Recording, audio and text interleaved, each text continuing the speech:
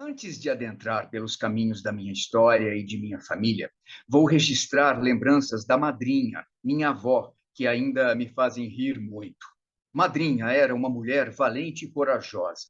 Em um de seus momentos, ela conta que subiu um dia numa pedra grande para colher uma abóbora madura que ela mesma plantara e, ao descer, rasgou a perna numa lasca de pedra. Disse então para o marido que estava ao lado: Messê vai buscar um pano limpo, encharcado de arco. E ela mesma fez o curativo. O marido, covardão, quase desmaiou, enquanto ela amarrava a perna e voltava para o trabalho para fazer o doce de abóbora, como se nada tivesse acontecido. Histórias de valentia para ela não faltavam, como quando vieram avisá-la que um homem fortão estava batendo no tio Norinho, que tinha somente 15 anos. Empunhando um facão, lá foi a fera defender seu filhote. Afastou o tio dos socos do homem e deu umas riscadas com o facão na barriga do valentão, o que foi o suficiente para acalmar os ânimos dele. Corajosa, ela não se furtava a fazer o que decidia. Foi o que aconteceu com esta outra história. Madrinha possuía um casebre e um pedaço de terra que ganhou do dono da fazenda em que trabalhou. Como já morava na Chave, que é uma vila de Votorantim, resolveu vender essa pequena propriedade para montar uma quitanda na sala de sua casa na vila, para o tio Baldo, o irmão que perdera um braço nos teares da fábrica de tecidos.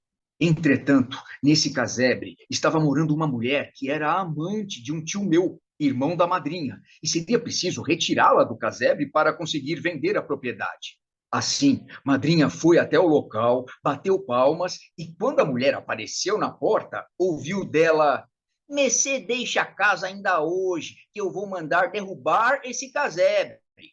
A mulher, assustada e se fazendo de vítima, respondeu: Messê, fique calma, que eu já vou arrumar meu embornar com a pouca roupa que tenho, um pedaço de pão de linguiça e vou andar a esmo por aí até encontrar algum cristão que me dê pousada. Ao que a madrinha respondeu, direta e reta: Messê, deixe de prosa e pode ir saindo, pois os homens já estão chegando para fazer o serviço. Ainda nessa mesma toada, mais duas lembranças. A primeira é da madrinha correndo atrás do Tirpo, seu marido, com um tição de fogo, cansada que estava da vagabundagem dele. Ela trabalhando feito louca e ele dormindo o dia inteiro. O coitado teve que correr segurando a ceroula, pois ela não deu nem tempo para ele se trocar para sair de casa e o pobre homem foi se abrigar na casa da sua filha, Nina.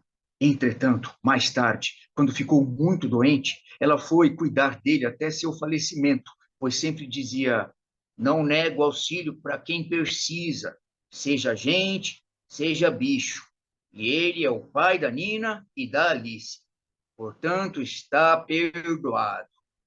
Ironias do destino, hoje jazem os dois no mesmo cemitério, em duas tumbas, lado a lado. Lições que a vida dá.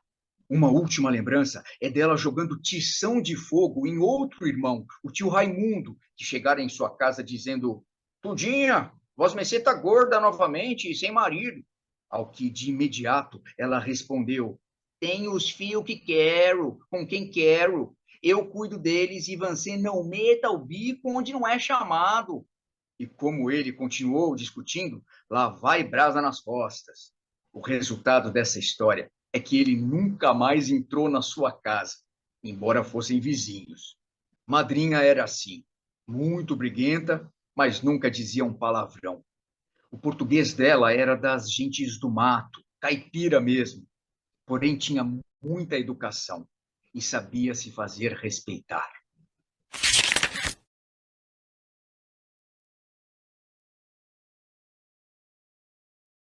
Madrinha foi derrubada no canavial onde colhia cana pelo dono de uma bela fazenda com muitas terras, plantações e animais como cavalos e bois. Dessa relação, teve uma filha que chamou de Nicota. Tia Cota, como a chamávamos, se casou com um primo por parte de pai e sempre desfrutou da fartura dos fazendeiros. Para compensar Madrinha Gertrudes, o fazendeiro lhe deu uma casa de pau a pique e um marido arrumou um de seus empregados, um péssimo lavrador, chamado Francisco Pedroso, que não gostava nem um pouco de trabalhar, pois só queria mesmo era beber pinga e era viciado no carteado. Na verdade, Gertrudes continuava trabalhando, não mais só na roça, mas na casa grande, cuidando da cozinha, das roupas que lavava no rio, pois a mulher desse senhor, muito doente, passava o dia deitada na rede da sala. Era também capataz dos lavradores na lida da roça, assim como comandava a malha do feijão.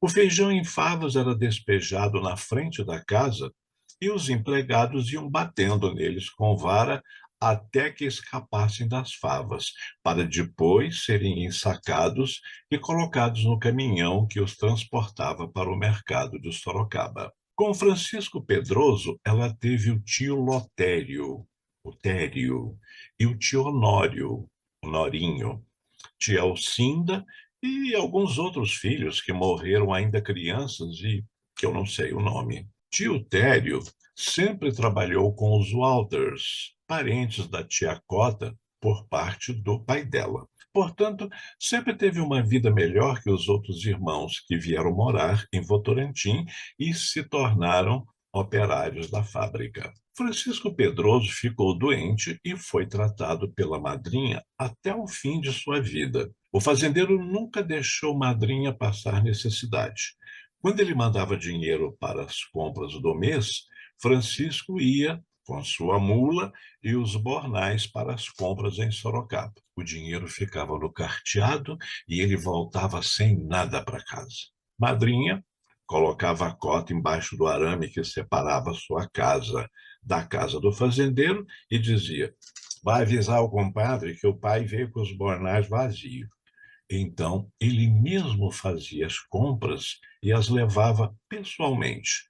Quando tia Cota começou a namorar um primo por parte de pai, madrinha falou para o compadre, dono da fazenda: vê se faça o seu sobrinho apressar o casamento, pois eu estou cansada de ficar olhando pelo buraquinho da taipa que eu deixo durante o dia escondido com um quadro de um santinho. Fico muito cansada de pé espiando se as coisas não estão avançando o sinal.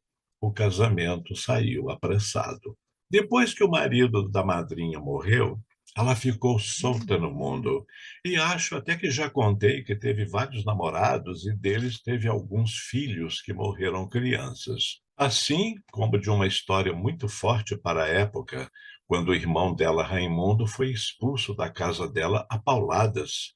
Isso porque ele veio alertá-la que estava ficando na boca do povo, pois estava gordo de novo, sem ter marido. Hoje, penso que o tio Raimundo, morando na mesma rua da vila de Votorantim, nunca participava das festas da casa dela. Só mandava a prima Alzira pau para toda obra, que estava sempre junto. Sei também o que contam os antigos, que num boteco do sítio, os homens bêbados saíam em direção à casa de Tudinha, apelido da madrinha. Eram expulsos de lá a pauladas.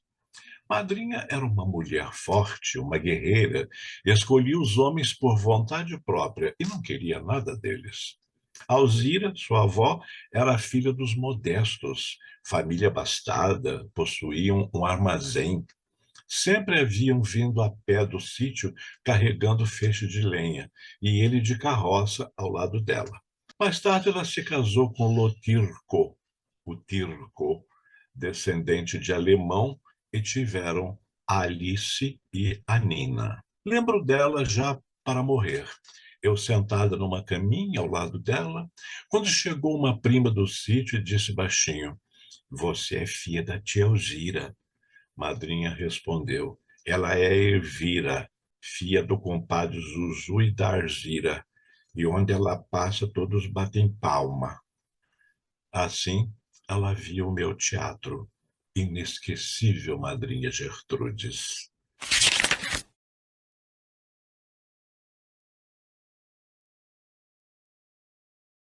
Outras lembranças.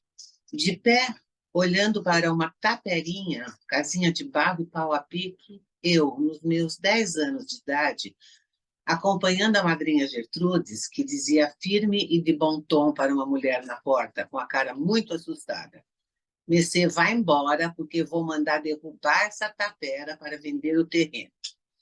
A mulher respondeu: "Vamos embora amanhã cedo, você fique na paz do Senhor." Essa mulher era amante do tio Baldo, irmão dela. Madrinha era uma mulher forte e decidida, que quando resolvia uma coisa não consultava ninguém. A casinha e o terreno eram dela, herança do dono da fazenda, com o qual teve uma filha, a tia Cota, como você já sabe. Madrinha, naturalmente, precisava ajudar tio Baldo, que tinha se acidentado na fábrica, onde perderam um braço num acidente. Ela queria ajudá-lo a montar uma modesta quitanda na casa dela, onde ele foi morar. Está certo que ele teve uma pequena ajuda da fábrica, mas não o suficiente para mandar fazer o balcão e comprar os produtos que ia vender. Naquele tempo, não existia nenhuma lei que favorecia o operário, coisa que só aconteceu quando o presidente Getúlio Vargas subiu ao poder e criou a CLT, Consolidação das Leis do Trabalho, em maio de 1943. Por isso, esse presidente foi muito amado. Lembro que na parede da sala da tia Alcinda, irmã de mamãe, tinha um retrato do Getúlio que ficou sempre lá, mesmo depois que ele caiu do poder. Tio Pedrinho, o jovial marido da tia Alcinda, dizia: "Deixa o retrato aí, pois ele vai voltar." Voltou mesmo, porém, infelizmente, como ditador. Mas essa é outra história. Quando se tem 10 anos, tudo o que acontece fica gravado na memória, porém sem o entendimento de quando adulto. Só sei que tudo me parecia fantástico. Cada data comemorativa era uma festa. Por exemplo, o carnaval no Clube de Piedade, cidadezinha em que moramos por algum tempo. A festa do clube era muito agitada. Nós, eu e meus irmãos Mírio e Paulo, e minhas primas Darcy e Dirce, íamos fantasiados. Os meninos de marinheiro, eu de colombina, a Darcy e a Dirce de bailarina, com máscaras de purpurina, todos com sacos de confetes e rolos de serpentina. Os adultos, tio Pedrinho, tio Alcinda, a prima Alzira, levavam um lança-perfume que, se entrava nos olhos, ardia muito. Papai na orquestra tocando seu trombone, a mamãe não ia nunca. Acho que ela não ia de vergonha, ela era muito caipira na época, e como eu gostava muito de sair das festas, me chamava de chiveta. Por que tenho tantas lembranças da madrinha Gertrudes? Morei com ela durante um ano para me curar de uma bronquite asmática. Em Votorantim tinha uma mulher benzedeira que vendia leite de cabra no fim da rua da casa da madrinha. E lá ia eu, bem cedinho, com uma caneca com mel e canela para tomar o leite de cabra.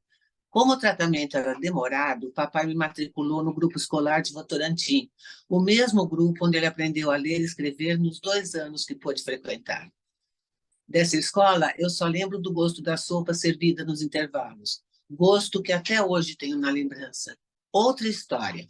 Fomos, eu e a madrinha, para Bacaretava, uma estaçãozinha de trem, para de lá ir para o sítio dos Walters, onde morava o tio Tério. Tia Palmira ia dar à luz e a madrinha era parteira. Quando o guarda do trem passou picotando os bilhetes e gritando o nome de Bacaretava, madrinha se apressou em descer do trem.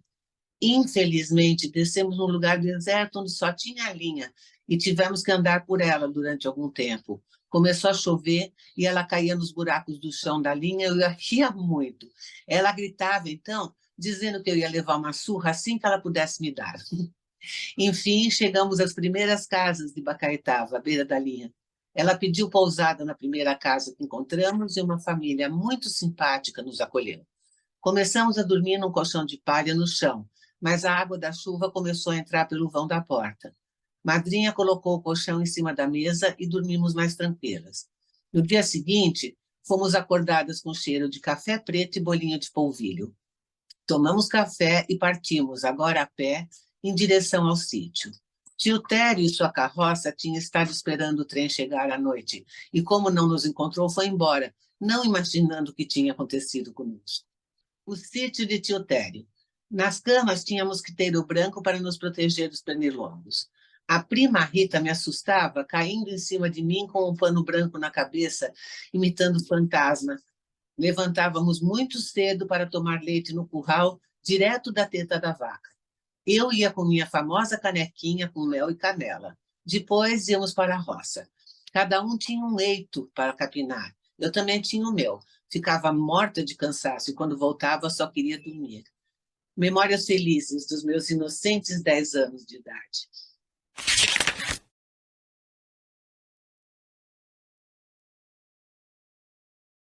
Voltando meus pensamentos ao passado, tentando com isso entender o que realmente significa a palavra saudade, que machuca as pessoas como eu, de avançada idade, resolvi entrar nas casas que morei ou visitei até onde minha memória alcança.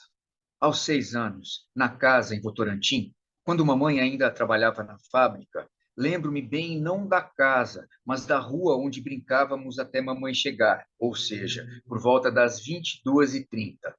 Lembro-me também de uma menina bem moreninha que brincava no quintal da casa da madrinha Gertrudes, quando já estávamos morando em Piedade e eu vinha passar as férias. Naquela época, o quintal da casa da madrinha não tinha cerca e se misturava com o quintal da casa vizinha de fundo, que era o quintal da menina a que me referi, cujo nome era Inês. Muitos anos depois, soube que ela se formou professora e dava aulas no curso primário de uma escola onde eu estudei, quando passei um ano na casa da madrinha que cuidava da minha bronquite. Dos aromas que ficaram na minha memória eram da fornada de pão que madrinha fazia ao forno de barro no quintal e o cheiro da sopa que era servida no intervalo da escola, que, como já disse, frequentei por um ano. Em Piedade, tenho a recordação de ver papai sentado numa pedra em frente à cadeia ou do salão onde ele jogava bilhar, para desgosto da mamãe, sempre com medo de que ele ficasse viciado e começasse a jogar a dinheiro todos os jogos que tinham naquele salão. A primeira casa, quando o papai ainda era um operário trabalhando numa usina elétrica a uns 10 quilômetros distantes da cidade, aonde ele ia e voltava a pé todos os dias, era de barro, de chão batido e telhado que deixava varar o chuvisco ou chuva forte em nossas cabeças. Mamãe nos protegia com cobertor grosso ou lona que papai ganhara lá na usina. Lembro também da rua estreita ao lado da pequena igreja. A rua terminava no cemitério, onde às vezes mamãe nos levava para rezar na frente de uma cruz grande que dizia ser milagrosa. Da igreja ao lado, só posso falar que eu tinha muito medo. Achava ela enorme, escura, tinha medo do padre e dos coroinhas, pequenos como eu. Mas eles e o padre, com aquelas batinas compridas como roupas de mulher, me causavam uma sensação até hoje inexplicável. Depois fomos morar em outra casa, no outro lado da praça. Aí já estava frequentando o primeiro ano da escola, que não me lembro do nome. Meu uniforme era formado por uma saia azul marinho e blusa branca, meias brancas e sapato preto. A saia era bem curta, mamãe que costurava, e eu acho que ela queria economizar pano para fazer as calças do uniforme dos meninos. Depois, quando o papai foi nomeado gerente da empresa elétrica de Piedade, fomos morar em uma casa numa avenida. Lembro-me da copa onde almoçávamos juntos e papai ensinando a usar faca, garfo e guardanapo de pano. Ele aprendera esses modos de quando visitava a casa de um chefe graduado em Votorantim, o senhor Laurípides, padrinho do Miro e pai da Silsa, que se tornou muito minha amiga quando, já adultas, frequentávamos a Escola Normal de Sorocaba. Agora já estamos morando em Sorocaba. A primeira casa ficava na rua Arthur Gomes. Em frente havia uma casa grande de porão e a casa em cima, em um dos lados, era cercada por um terraço com gradil trabalhado. Mamãe me contou que a filha do dono dessa casa trabalhava em São Paulo, no Palácio do Governador, Ademar de Barros. Gente importante, portanto. A nossa casa também bem grande, com um corredor simples e portão de ferro na entrada. Não me lembro de cheiro nenhum dessa casa, mas me lembro da delícia que era o doce de coco que mamãe fazia e punha no meio do pãozinho, junto de uma garrafinha de café com leite, para eu levar como lanche na escola. Papai mudava muito e agora eu acho que era porque não tinha dinheiro suficiente para pagar o aluguel. Então, ia para uma casa mais simples até ter dinheiro para voltar para uma boa casa. A casa nova ficava na Rua da Margem, em frente a um rio, que mamãe proibia de chegar perto, embora às vezes eu via o Paulo em cima do gramado, beirando o rio, olhando para ele. Nós íamos para a escola em um horário diferente dos meninos. Papai nunca foi me levar. Fazia um mapa, como sempre fez em todo lugar que moramos. Punha na minha mão e dizia: vá. Uma vez, até ouvi contar que ele foi buscar o Miro na escola Antônio Padilha, onde nós todos frequentamos, de carro de aluguel de um amigo dele, chamado seu Estevão. Ele viu o Miro sair, mas não pediu para ele subir no carro. O Miro nem viu o carro, que foi à distância o acompanhando até que ele chegou certinho em casa. Fomos morar agora na Vila Amélia. A casa tinha salas e quartos para uma família bem grande. A minha lembrança mais querida foi de quando fizemos teatrinho no quintal da Irma Pinhata. Eu fazia a Rainha Boa, a Petronilha, a Rainha Má. Acho que era porque ela tinha uma voz grossa. E 7 meninos, entre os quais estavam o Miro e o Paulo, faziam os anões. Por causa dessa apresentação, fui convidada a declamar no palco de um enorme centro espírita perto da ponte. Declamei uma poesia chamada 10 Tostões de Prata. Não me lembro do nome do autor. A vida de papai estava muito difícil e ele resolveu ir para São Paulo tocar em uma orquestra de boates que ficavam perto da Avenida São João. Logo depois, ele veio nos buscar. Nossa nova casa era na Bela Vista, na rua Marques Leão, 630. A casa ficava num conjunto de casas no mesmo terreno, ou seja, um cortiço. Tinha uma escada grande que nos levava até a cozinha. A entrada era pela cozinha. Depois, tinha uma enorme sala que servia de copa e oficina, onde papai e o Miro tentavam construir os radinhos de pilha feitos num emaranhado de fios em lata de marmelada. Essa era uma época de guerra e ouvíamos a hora do Brasil naquele radinho pequeno que transmitia as notícias, especialmente dos expedicionários, que eram os soldados brasileiros que estavam lutando na Itália. Ficamos nessa casa por 5 anos e depois fomos morar no Alto do Ipiranga, numa rua chamada Rua Rancho. Mamãe ficava desesperada quando via a luz do farolete do papai voltando do ponto de músicos no Largo Paissandu, sem trabalho. Toda madrugada, quando ele chegava, dava para ela o dinheiro recebido. Mamãe tirava um pouco para a comida e guardava o resto para poder pagar o aluguel no fim do mês. 2 coisas que eu me lembro de acontecer nessa casa. Em frente dela morava o famoso ladrão chamado Meneghetti, um velho muito simpático, já aposentado de suas loucuras de assaltar casas, pulando de casa em casa pelos telhados. Foi um homem temido. Outra coisa foi que me candidatei a uma vaga no grupo escolar perto de casa para dar aula à noite de alfabetização para pessoas de terceira idade. Um dia, mamãe me disse: vá procurar um emprego nas lojas americanas, que contrata meninas de 14 anos para atender o balcão. Você trabalha meio expediente e vai direto para o ginásio à noite. Lembro-me que passei muita fome, pois não tinha dinheiro todos os dias para comprar um lanche. Primeiro, fui trabalhar nas lojas americanas como balconista. Uma coisa muito desagradável me aconteceu. Fui acusada de ladra por uma colega que viu cair de meu lenço uma nota de 2.000 réis que mamãe me deu para comprar na hora do lanche um cachorro-quente, a única refeição que eu tinha. Depois ia para a escola e na volta, às 23 horas, só tomava um copo de café com leite e um filão de pão pequeno com margarina. Fui mandada embora. Quando contei o que tinha acontecido e que o chefe me chamou de ladra, me ameaçando até chamar a polícia para me prender, papai calmamente me respondeu que na segunda-feira, era sábado, íamos buscar a minha carteira e ele conversaria com o tal chefe. Na segunda-feira, chegando lá, papai disse: o senhor não poderia ameaçar minha filha como fez, mesmo que ela tivesse roubado seus 2.000 réis. Ela é menor e o senhor não tem autorização para empregar menores em seu estabelecimento.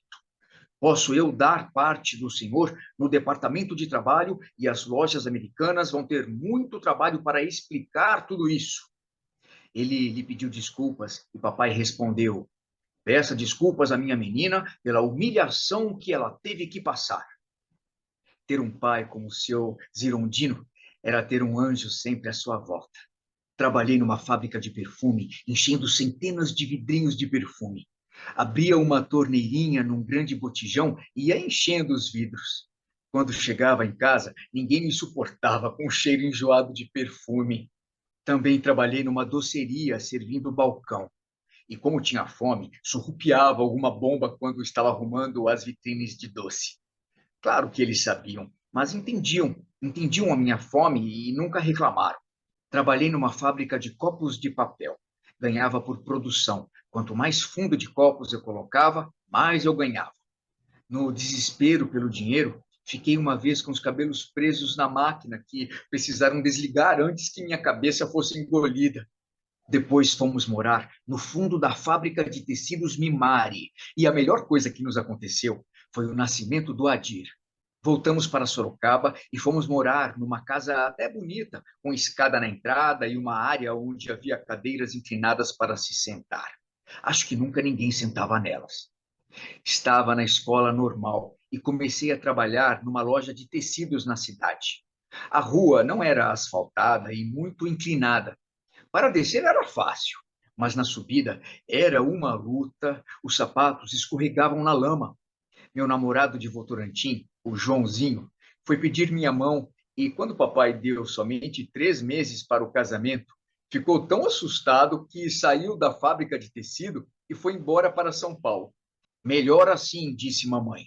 Você vai ser professora e casar com um operário de fábrica? Vai sustentar o chupinho o resto da vida? Ele voltou algum tempo depois para dar ao papai os 3 meses que papai pedia. Estava ganhando bem e arrumou um quarto na casa da pensão onde morava. E veio me buscar. Mas fiquei sabendo que a tia dele lhe falou: Meu querido sobrinho, você chegou tarde, porque ela já está casada. Ele chorou muito, foi embora e se casou com a filha da dona da pensão. Nunca mais soube da família dele. A Darcy me contou, anos depois, que ele tinha falecido. Ainda morava nessa casa quando saí da loja de tecidos, onde trabalhava como balconista, ganhando 300 mil réis para trabalhar num posto médico de atendimento de acidentados na Sul América, agora ganhando 800 mil réis. Que salto, hein? Aprendi um pouco de enfermagem. Sabia fazer pequenos curativos, dar injeção, medir a pressão e fazia as fichas na máquina de escrever, em que eu era, na época, bem rápida. Ainda nessa casa, aconteceu um fato curioso. Foi quando chegaram 2 homens acompanhados do tio Dito, dizendo que eram filhos da Elvira Bueno, minha avó paterna. Com 13 anos de idade, ela fora casada com um dentista em Tietê. Esses 2 homens eram filhos do dentista e de outra mulher. Mas como ele foi casado com Elvira Bueno, papai e tio Dito eram herdeiros. Ofereceram um dinheiro ao papai e ao tio Dito para eles renunciarem à partilha dos bens que o pai deles, o dentista, tinha deixado. Papai respondeu que ia conversar com um advogado para verificar melhor essa história. Tio Dito, muito esperto, aceitou a proposta e ficou com o dinheiro oferecido, dizendo que mais vale um pássaro na mão que 2 voando. Também ainda morando nessa casa, papai pediu para eu deixar a Sul América, onde ganhava 800 mil réis, para trabalhar no escritório ECA. Ele disse: Como tenho outro escritório em Piedade e tenho que ficar lá alguns dias da semana, você vem para ser uma espécie de chefe, mas não precisa se incomodar com nada. Os funcionários são bons e sabem executar suas funções plenamente. Passava o dia batendo a máquina poesias, até que o gentil se interessou pelo In Extremis, que eu estava escrevendo e decorando, pois ia declamar essa poesia no Sorocaba Clube no próximo sábado. Então ele me falou de uma peça que estava escrevendo. Eu quis ler e depois disse a ele: Vamos fazer essa peça? Nessa época, apareceu lá o Procópio Ferreira para representar no Cine São José Deus lhe pague. Fui falar com ele, que me aconselhou a montar Chuvas de Verão, de Luiz Iglesias, e completou: Vou lhe mandar a peça e saiba que quem começa com essa peça nunca mais deixa o teatro. Da casa que acabei de mencionar, fomos morar na rua Sarutaiá. Desse período, a lembrança emocionante é do dia de minha formatura como professora. Papai me levou até a mesa para receber o diploma e o Miro dançou a valsa comigo. Com meu vestido branco de renda com forro rosa de seda e casquete de renda na cabeça, Eu me sentia uma artista dos musicais de Hollywood. Quando jovem, fui muito romântica, sonhadora, e hoje creio que fui muito boba. Agora estamos morando na Rua Coronel Cavalheiros, 56. Dois fatos importantes aconteceram nessa casa.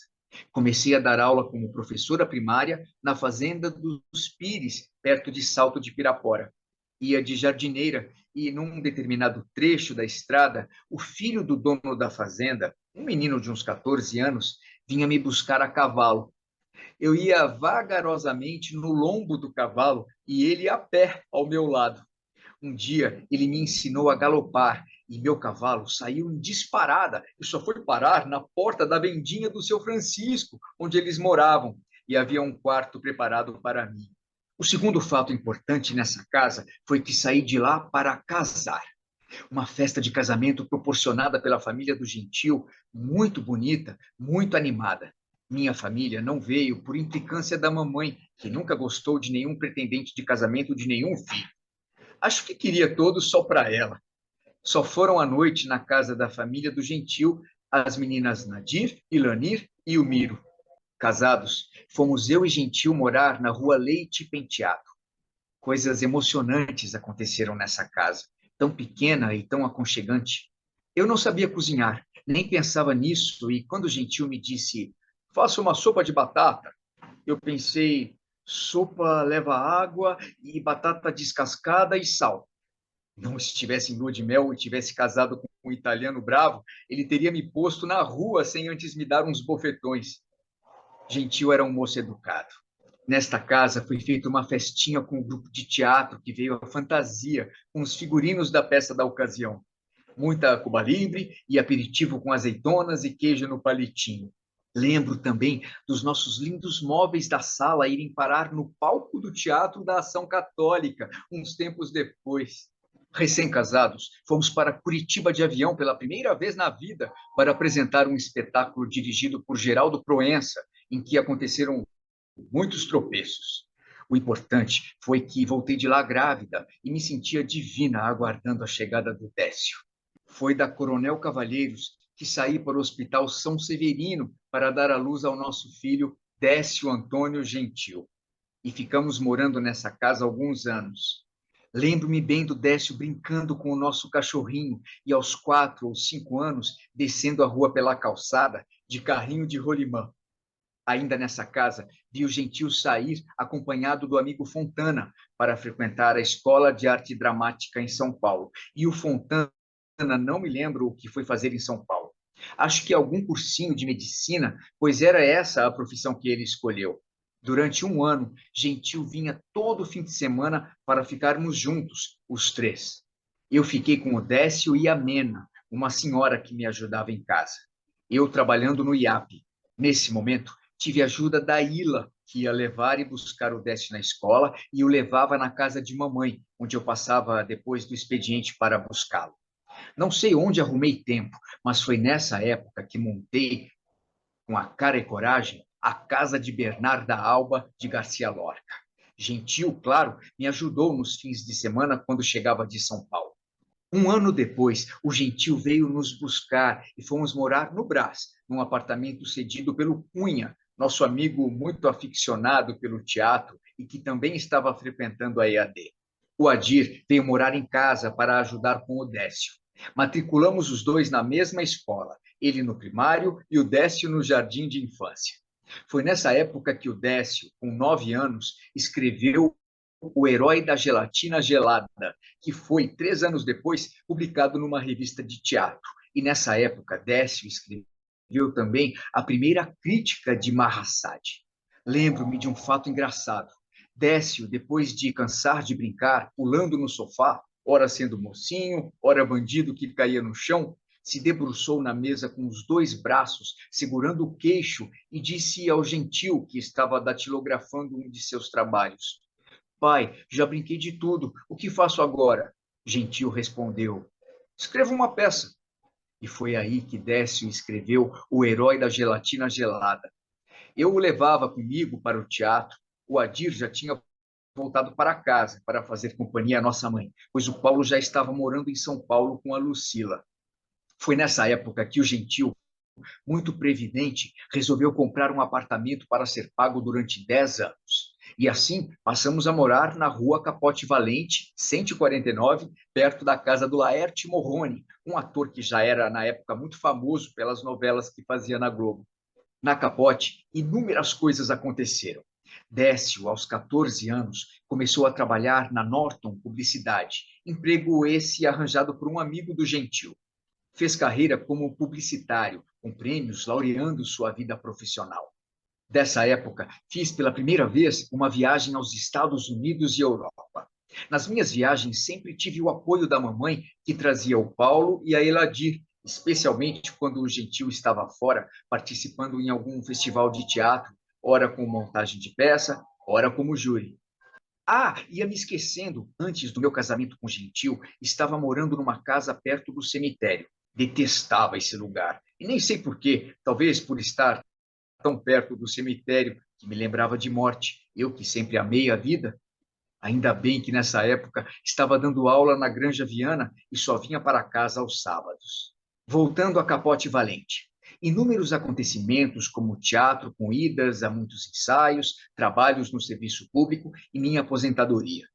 O Décio, já mocinho, termina seu curso de publicitário e em sua colação foi difícil para eu entender por que ele de beca estava usando tênis.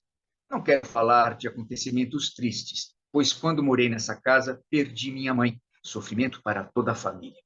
O dia que mudamos para a Rua Itambé, em Higienópolis, fiquei tão feliz que, quando estava descrevendo o tamanho da casa para o Miro ao telefone, tive uma crise forte, com sangue escorrendo pelo nariz, ensopando uma toalha de rosto que estava perto do telefone.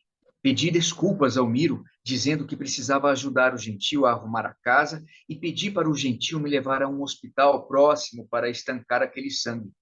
Tomei um remédio para a pressão que tinha subido nas alturas. Algumas horas depois, me deram alta e voltei para casa.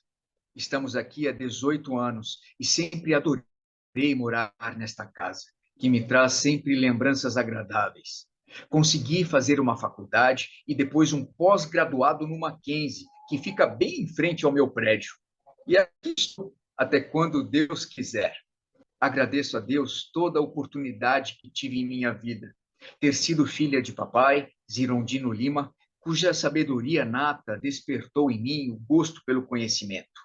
Ter sido filha de Alzira Pedroso Lima, mulher simples, acanhada, mas que sabia entender os desmandos dos filhos, que apesar de irritada, muitas vezes, dando uns croques na cabeça ou umas varadas de marmelo nas minhas pernas, quando fui criança, soube entender, quando cresci, meus desabafos, toda vez que tive transtornos. De meus irmãos, só me resta comentar o grande amor que sempre tive por eles, tentando até hoje entender a diversidade de comportamento, de sentimentos de cada um. Lamento muito os dois que partiram, Miro e Paulo. Por último, quero falar do Décio e do Gentil. Décio, filho generoso, inteligente, criativo, muito bem-humorado e de extrema humildade. Deu-me valioso presente, a minha nora Vanice e Liriam, a neta cobiçada por muita gente. Gentil, meu companheiro de sempre, meu guia, meu norte. Homem duro, muitas vezes, mas lúcido, inteligente, bem informado. Lições de aritmética. Na conta de somar, dividir ou diminuir, ganha a soma. Suporte de toda a minha vida.